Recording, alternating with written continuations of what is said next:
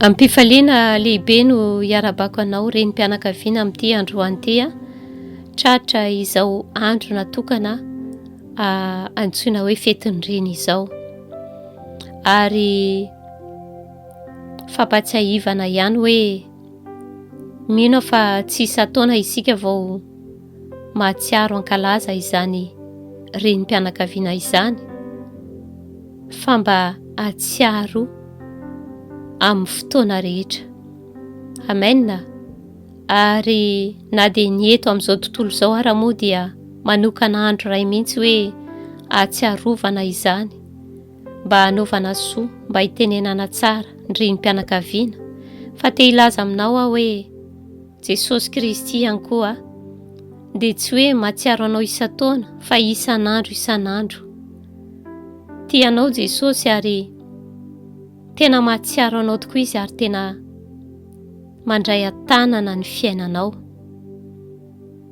Na dia tsy mahatsapa ary ianao indraindray hoe eo akaikinao izy, dia te hilaza aminao aho fa tsy mila fahatsapana ianao, fa eo akaikinao Jesosy izay ianao vao mino fa miaraka aminao izy, fa mino izay rehetra lazainy. Raha nambarany taminao fa momba anao mandrakariva izy ambara-pahatonga fataperan'izao tontolo izao dia momba anao izy, ary tsy mila hoe pirofo, fa ny pirofo ny vantana ary hava-malala ny manambara fa Jesosy Kristy dia tena miahy anao, dia mbola ny fahavelomanao na hatratra ity androandroany ity. Tsy haiko ianao raha mahatsapa izany, fa raha mahatsapa izany ianao dia velom-pisaorana hoe mahatsiaro anahy Jesosy, ary tena zava-dehibe, tena mahafaly ny fo. Fa aleo raha tsarovan'Andriamanitra, tsy izay tsarovan'olona. Ary mety misy raha mieritreritra mihitsy fa tena irery, satria tsy mba misy olona mahatsiaro. Eny fa na mety ny zanany naterany ara mety tsy mahatsiaro azy amin'izao fankalazana ny reny izao. Te hilaza aminao aho hoe Jesosy Kristy dia tena mahatsiaro anao isan'andro, ary mana-pirofo iaho fa miahy anao izy, mijery anao izy dia ny fahavelomanao. Jerevo ireo ady izay natrehanao, noho ny fahasoavany dia mbola tafita soamantsara ianao, noho ny fampaherezany dia mbola matanjaka tsara ianao. Ary izany indrindra no hivavahako anao amin'ity androany ity. Mahatsiaro manokana hivavaka ho anao, ka dia ataoko izany eo anatrehan Jesosy Kristy, ka izany no hatanteraka izay vavaka izay ataoko anao. Ary manasa anao ihany koa mba hiombombavaka hiaraka amiko ao anatin'izany vavaka izany, ary mino fa hain'Andriamanitra atao ny zavatra rehetra. Ray malala tsara indrindra, misaotra betsaka anao raha mbola afaka manonona teny eto anatrehanao amin'ny alalan'i Jesosy Kristy.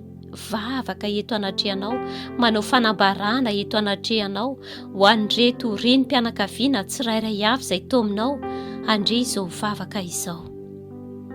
Ianao tokoa dia mahalala, mahita, mahafantatra ny tsirairay avy rehetra n'aiza misy azy, satria ny masonao dia mitsinjo anay, mahafantatra anay.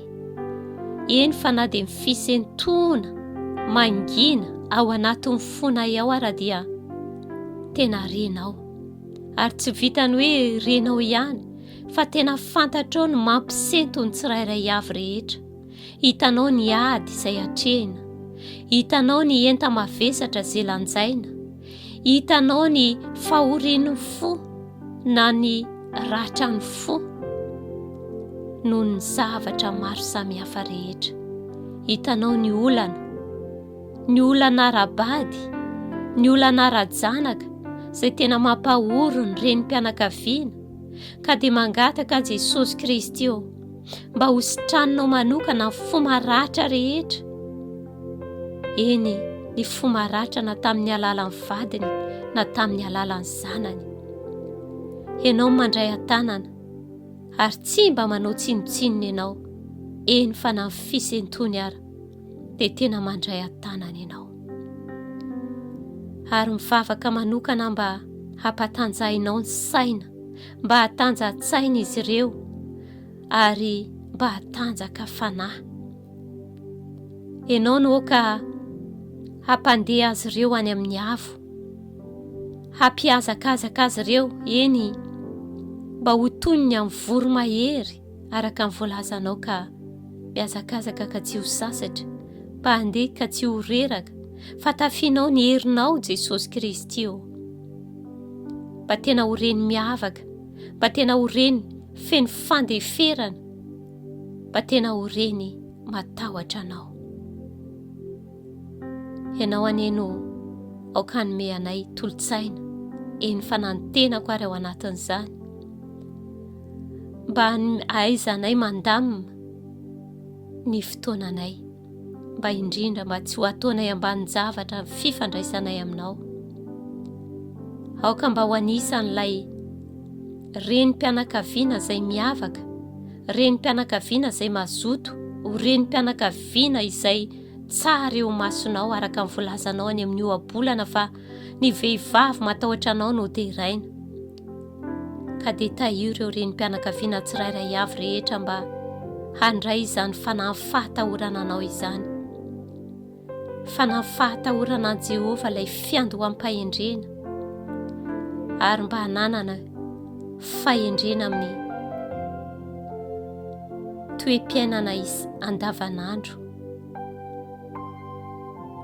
Eny Tompo, ianao no ka ampahery azy ireo, ampahery ny tsirairay avy, apitraka izay rehetra amin'ny tanondrika, ary anasitrana ny fomaratra rehetra. Ianao no ka hamafy ny ranomaso ary ampitono ny fo rehetra amin'ny anaran'i Jesosy Kristy. Misaotra Jesosy eo, misaotra fanahy masinao, ny fataterahana, ny sitraponao amin'ny renim-pianakaviana tsirairay avy rehetra.